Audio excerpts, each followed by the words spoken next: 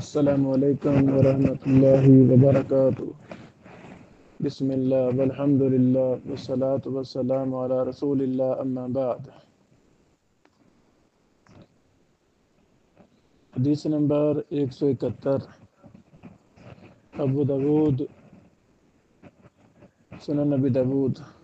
امام ابو داود رحمہ اللہ اس حدیث پر باب قائم کرتے ہیں، باب الرجل یصلی صلوات بوضوء واحد، ایک ہی وضو سے کئی نمازیں پڑھنا۔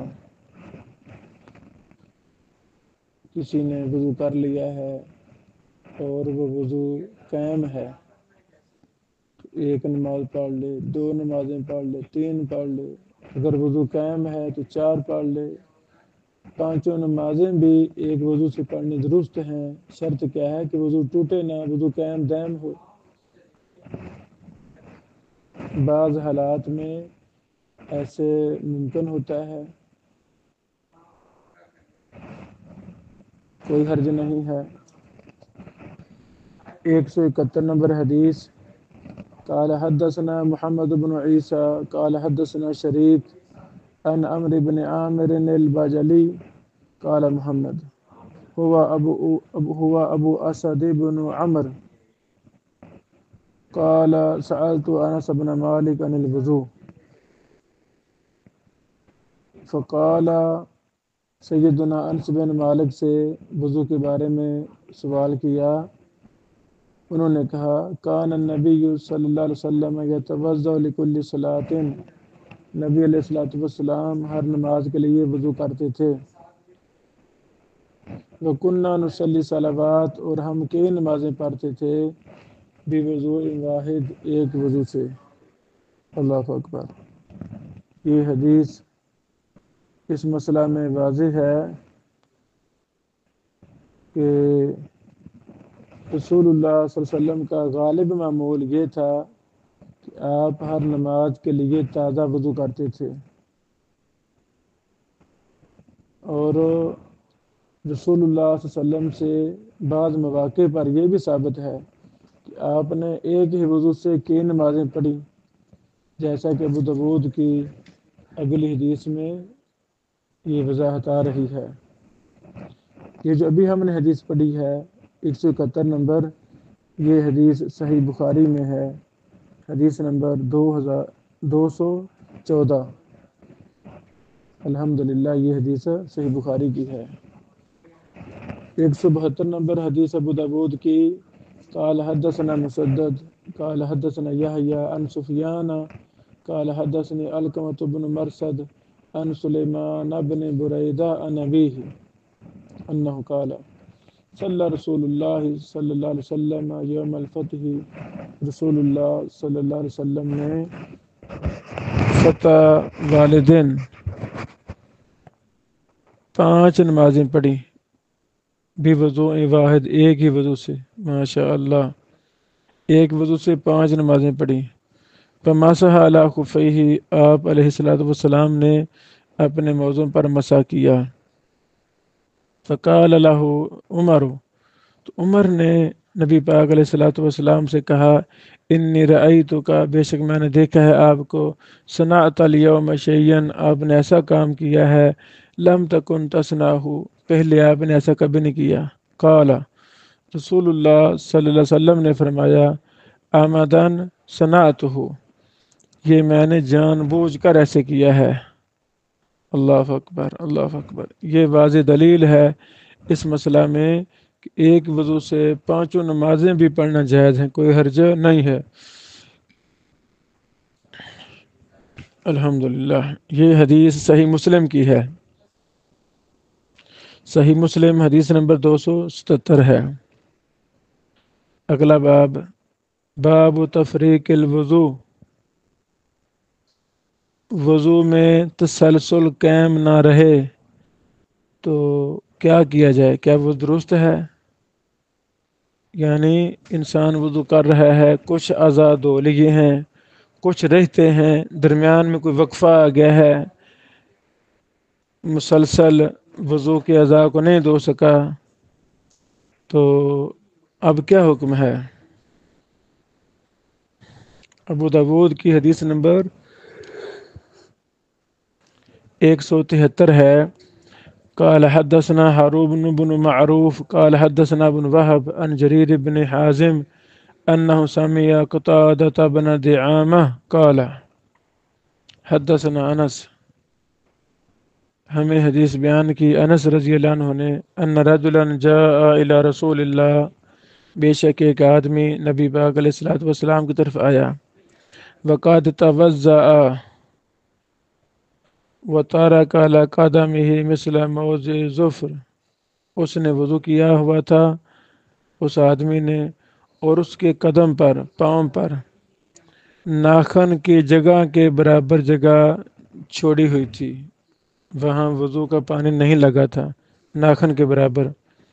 فقال له رسول اللہ، تو نبی پاک علیہ السلام نے اس کو کہا، ارجع فاحسن وضوءک، واپس جاؤ اور اچھی طرح وضو کرو۔ یہ حدیث صحیح ہے، سنن ابن ماجہ میں بھی یہ حدیث ہے، حدیث نمبر 625، اور امام ابن خزیمہ نے اس حدیث کو صحیح کہا ہے، حدیث نمبر 164۔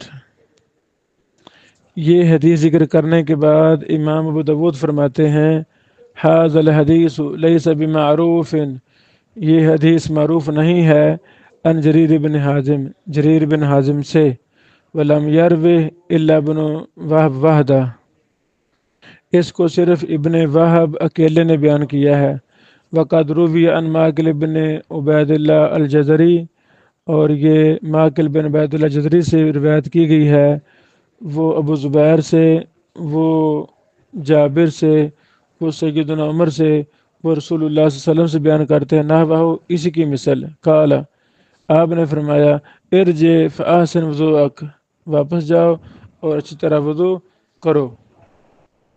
اللہ اکبر، اللہ اکبر۔ یعنی اس حدیث کے سند کے اختلاف کو تفصیل کے ساتھ مختلف سندوں سے امام ابو داود نے بیان کیا ہے۔ 174 نمبر حدیث، قال حدثنا موسى بن اسماعیل قال حدثنا حماد قال اخبرنا یونس وحمید عن الحسن عن النبی صلی اللہ علیہ وسلم بمعنى قتادہ۔ یہ ایک اور سند لایا ہے امام ابو داود، اس میں بھی قتادہ کی بیان کردہ حدیث کے معنی والی روایت مروی ہے، اس سند سے بھی معنی دونوں کا ایک ہے۔ حدیث نمبر 175، 173 بھی صحیح ہے، 74 بھی صحیح ہے جو بھی ہم نے پڑھی، اور 75 جو بھی پڑھ رہے ہیں یہ بھی صحیح ہے الحمدللہ، اس باب کی ساری حدیثیں صحیح ہیں۔ قال حدثنا حیوة بن شریح قال حدثنا بقیہ عن بحیر هو بن سعد عن خالد عن بعض اصحاب النبی صلی اللہ علیہ وسلم، رسول اللہ صلی اللہ علیہ وسلم کے بعض صحابہ سے مروی ہے، ان نبی صلی اللہ علیہ وسلم رأى رجلا، بے شک نبی علیہ الصلوۃ والسلام نے ایک آدمی کو دیکھا، یصلی، وہ نماز پڑھ رہا تھا، وفی ظہر قدمہ لمعۃ قدر درہم لم یصبہ الماء، رسول اللہ صلی اللہ علیہ وسلم نے ایک آدمی کو دیکھا، وہ نماز پڑھ رہا تھا اور اس کے پاؤں میں درہم کے برابر جگہ خشک تھی، وہ چمک رہی تھی، لمعۃ چمک رہی تھی، لم یصبہ الماء، اس کو پانی نہیں پہنچا تھا۔ فامرہ النبی صلی اللہ علیہ وسلم، تو نبی پاک علیہ السلام نے اس کو حکم دیا، ان یعید الوضوء والصلاۃ، کہ وہ نماز اور وضو کو دہرائے۔ اللہ اکبر۔ یہ حدیث اس مسئلہ میں واضح ہے کہ تسلسل لازم ہے، مسلسل وضو کے اعضاء کو دھونا لازم ہے، اگر کچھ اعضاء دھو لے کچھ نہ دھوئے تو وہ 10 منٹ بعد، 5 منٹ بعد پھر وہ جو اعضاء رہ گئے ہیں انہیں کو دھو لے تو اس کا وضو نہیں ہوگا، بلکہ اس کو وضو دوبارہ سے کرنا چاہیے۔ جیسے کہ ناخن کے برابر جگہ رہتی ہے، اب ذہن میں آتا ہے بندہ اسی کو ہی پانی لگا لے تو وضو مکمل ہو جائے گا، نہیں، رسول اللہ صلی اللہ علیہ وسلم نے فرمایا ہے اپنے وضو کو دہراؤ۔ اللہ اکبر. یہ بھی ثابت ہوا اگر ناخن برابر بھی جگہ خشک رہ جائے تو اس کا وضو نہیں ہوتا اور اس کی نماز بھی نہیں ہے. اگر نماز پڑھ لی ہے تو نماز بھی نہیں ہے. اللہ اکبر. یہ تعبدی حکم ہے وضو کا، نماز کا. تو ہمیں سنت کو، قرآن و سنت کو فالو کرتے ہوئے وضو کو مکمل ترین کرنا چاہیے. انسان ہونے کے ناطے اگر وضو کی جگہ خشک رہ جائے تو پھر پتہ چل جائے 5-10 منٹ بعد، 2 منٹ بعد، تو وضو مکمل دوبارہ کرنا چاہیے. اللہ تعالی ہمیں عمل کی توفیق دے. الحمدللہ یہ ساری احادیث صحیح ہیں. الحمدللہ. سنن ابی داؤد حدیث نمبر 176. اس پر امام ابو داؤد رحمہ اللہ نے باب قائم کیا ہے، بابن اذا شک فی الحدث. اگر بے وضو ہونے میں شک ہو تو کیا کیا جائے؟ بندے کو شک ہو گیا ہے میرا وضو ٹوٹ گیا ہے، تو شک کی وجہ سے یقین ختم نہیں ہوتا. بندے نے وضو کیا، وضو کا ہونا یہ یقین ہے. اب یقین کو ختم کرنے کے لیے شک نہیں کافی، بلکہ یقین چاہیے. ان الیقین لا یزول الا بالیقین. یقین سے ہی ختم ہوگا، شک سے نہیں. تو شک کی وجہ سے بندے کے وضو نہیں ٹوٹتا. یقین پر قائم رہنا چاہیے. اللہ کہ شک کی بجائے یقین ہو جائے کہ وضو ٹوٹا ہے، پھر ٹوٹ گیا ہے، بات ختم ہوئی. کا 176 نمبر حدیث. قال حدثنا قتيبة بن سعيد ومحمد بن احمد بن ابي خلف قال حدثنا سفيان عن الزهري عن سعيد بن المسيب وعباد بن تميم عن عمه قال شوكي إلى النبي صلی اللہ علیہ وسلم الرجل يجد شيئا.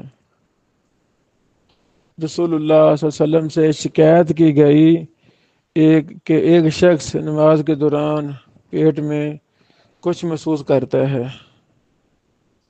یجد شیئا فی الصلاۃ، نماز میں کچھ محسوس کرتا ہے پیٹ میں. حتی یخیل الیہ، یہاں تک اسے خیال ہوتا ہے کہ کوئی جیسے ہوا خرج ہوئی ہے. تو نبی پاک نے کیا فرمایا؟ لا ینفتل حتی یسمع صوتا او یجد ریحا. شک کی وجہ سے وہ نماز نہیں توڑے گا، بلکہ حتیٰ کہ وہ ہوا نکلنے کی آواز سنے یا بو محسوس کر لے. اب یقین ہو جائے گا، یقین ہو گیا ہے تب وہ نماز توڑے، ورنہ نہ توڑے. 176 نمبر حدیث. یہ صحیح بخاری صحیح مسلم کی حدیث ہے. صحیح بخاری حدیث نمبر 137، صحیح مسلم حدیث نمبر 361. الحمدللہ. 177 نمبر حدیث.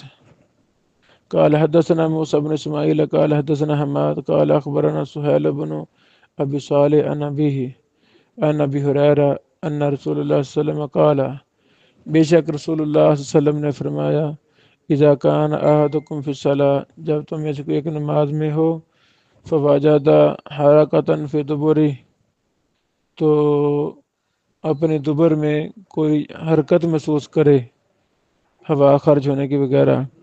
احدث او لم یحدث، حرکت کیا محسوس کرے کہ ہوا خرج ہوئی ہے یا نہیں ہوئی.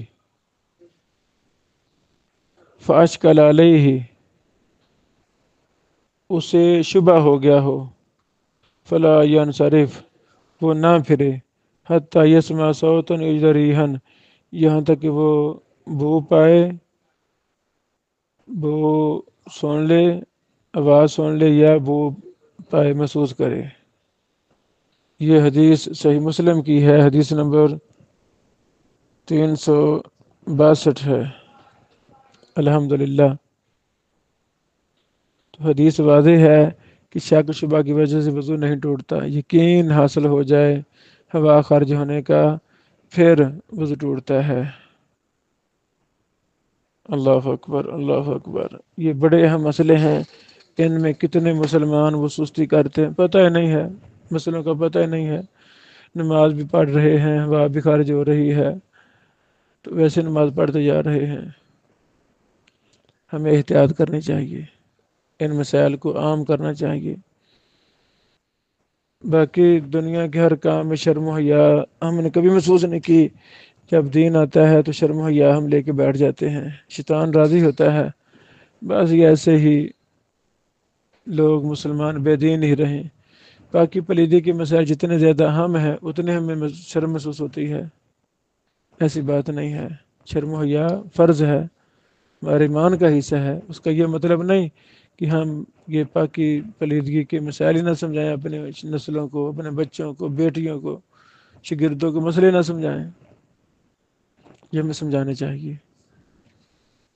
الحمدللہ یہ حدیث صحیح مسلم کی ہے، اس باب کی بھی دونوں حدیثیں صحیح ہیں الحمدللہ۔